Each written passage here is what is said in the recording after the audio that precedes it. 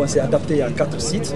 Le premier site, c'est au niveau du lieu du sinistre, où il y a la protection civile qui fait du bon boulot, où il y a la protection civile qui intervient pour éteindre le feu et ensuite circonscrire pour ne pas que ça s'étende sur d'autres infrastructures à côté qui sont déjà impactées. Et au niveau du Palais du Peuple, on a jugé nécessaire avec les instructions du gouvernement de mettre un centre d'opération stratégique ici. Donc on vient de mettre un centre d'opération stratégique. Ici on a mis la commission sécurité qui est présidée par l'administrateur du Palais du Peuple.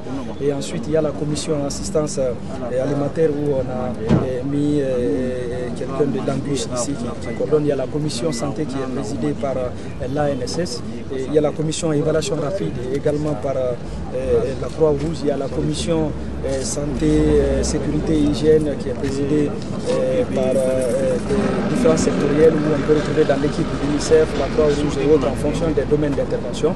Donc il y a plusieurs commissions, même les abris et tout, on a mis.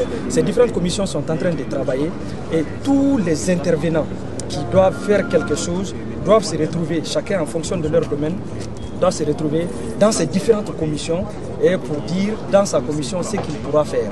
Et l'équipe qui se trouve sur le terrain à côté des agents de la protection civile, on a déjà envoyé une équipe d'évaluation qui nous remonte les informations et on partage l'information au niveau des différentes commissions pour pouvoir planifier et ensuite, comment on appelle, prendre les bonnes décisions. La Croix-Rouge dans des situations d'urgence est transversale, mais dans ce cas précis, la Croix-Rouge guinéenne a le rôle d'évaluer les besoins des sinistrés. Ces besoins sont évalués dans les domaines de la santé, des articles alimentaires, des non-vivres, qu'on appelle NFI, et voire même dans le domaine du WASH, on appelle ça eau, hygiène et assainissement. Donc l'évaluation se fait au même moment que l'enregistrement des victimes, qui est maintenant en cours depuis hier nuit. Et nos équipes sont déployées sur les 3 sites pour évaluer non seulement les dégâts causés en matière de NFI, non-food item, et les vivres également. Parce que depuis hier nuit, il y a des victimes qui sont sorties de Kaloum, qui ne peuvent pas revenir, qui sont bloquées là-bas.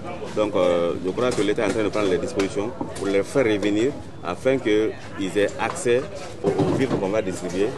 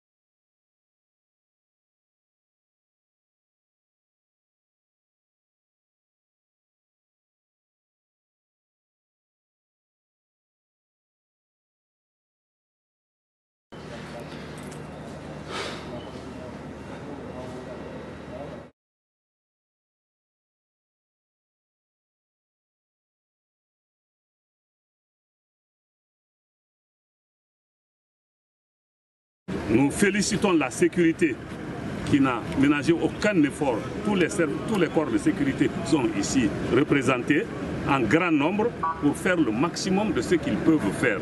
Ça, c'est un appui.